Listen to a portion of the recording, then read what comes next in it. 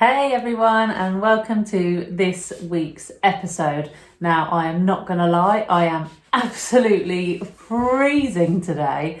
The weather has been absolutely horrendous, as I'm sure most of you know if you're from the UK. It's been really wet and really cold, and I'm so disappointed as today I thought I was going to be able to take you up to the allotment, but maybe I'll give you a bit of a tour next week. Fingers crossed the weather is good. I'm actually that chilly. I was contemplating putting my dressing gown on for this episode, but I thought that might just be a little too personal. So I'm just going to sit and be cold for a little while. Now, don't be fooled by the weather outside. It might look like the sun is out, but we have had absolutely torrential downpours this week. So much so that I haven't even been to get up the allotment. I'm gutted about it. I love going up there at least a couple of times a week. So yeah, it really sucks that the only time that I've been off work, I have been sat at home. So fingers crossed for some better weather, because I really need to get up there. But it's okay. It doesn't mean I haven't got anything to share with you this week, even though I haven't been to the allotment. We are starting to get there and the seeds are ready to go in, and hopefully the frost will be over soon as well. So yeah, please, fingers crossed. I'm sure you're all feeling the same as I am. But don't panic, I have got some stuff to show you today. I'm going to talk to you a little bit about my peas, my beans, and my huge sunflower display, which I am planting this year up at the allotment. I've got the seeds here to show you, and I'll talk to you about some of the varieties I've picked. And if I get time, I'll plant some whilst I'm filming as well. So stay tuned and we'll get cracking. And I might even get a cup of tea.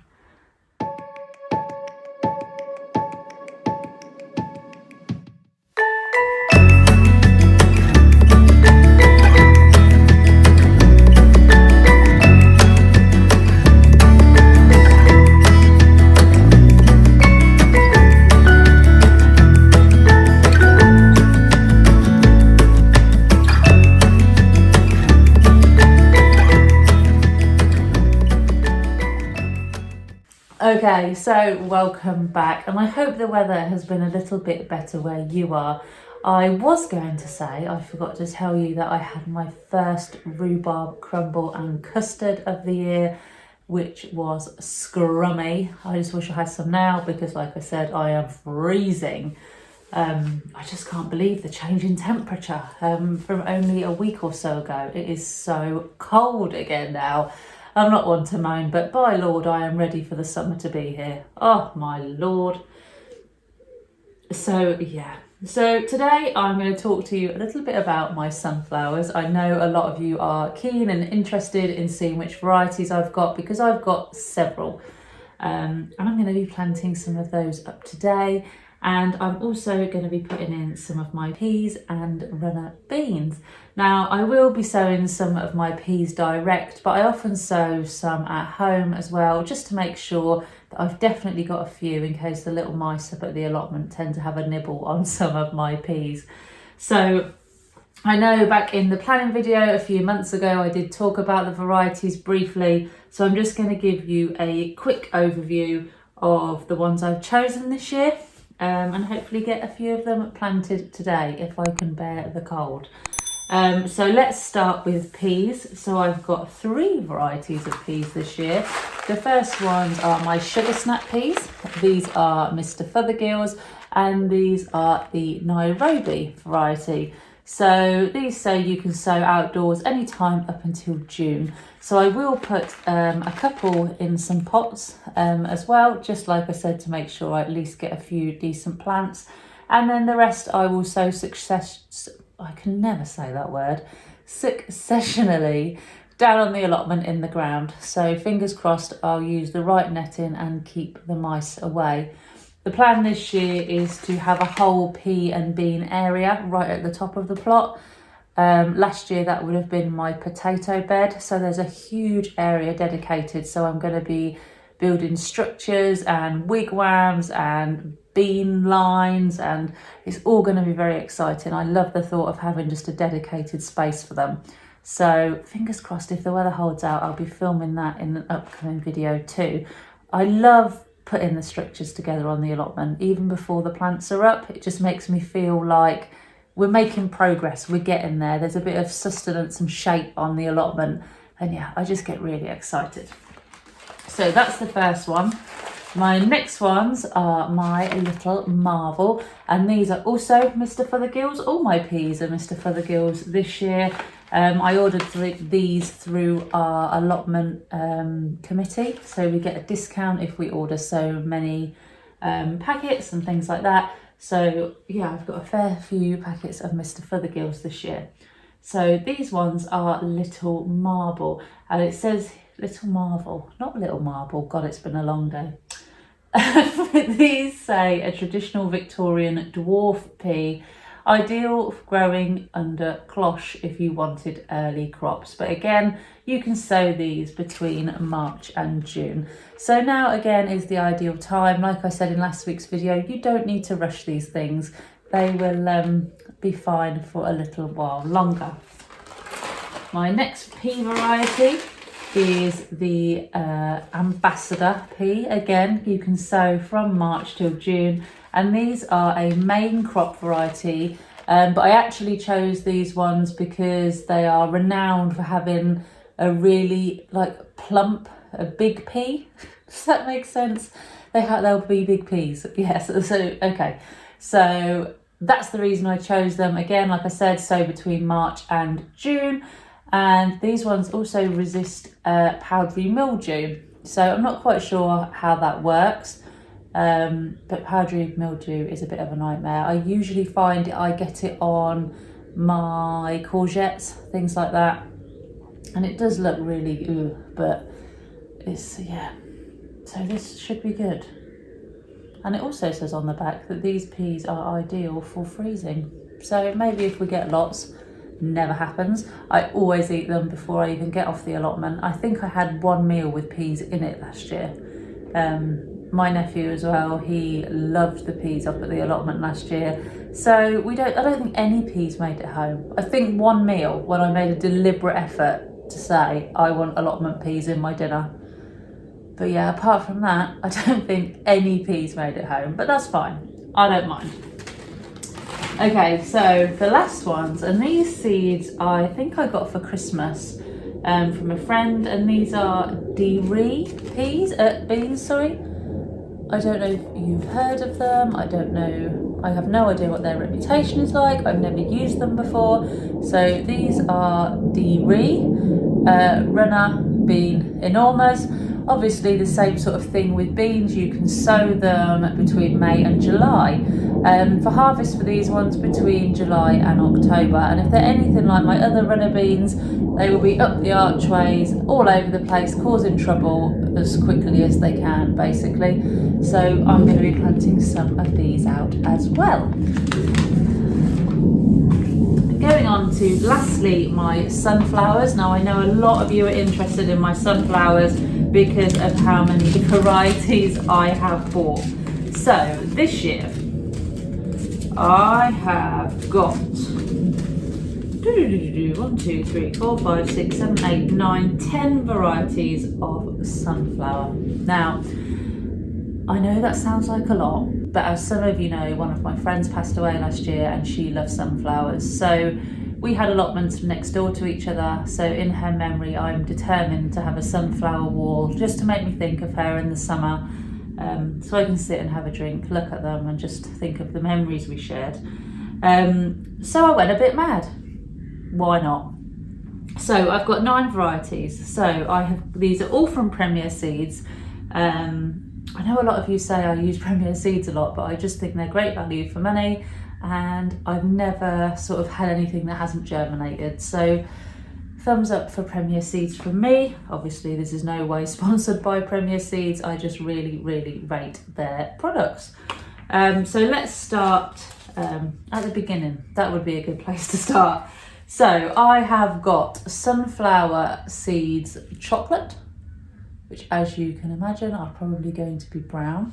I've noticed that the seeds are all different sizes as well this year. So that's the first one. I have then got sunflower orange sun as well.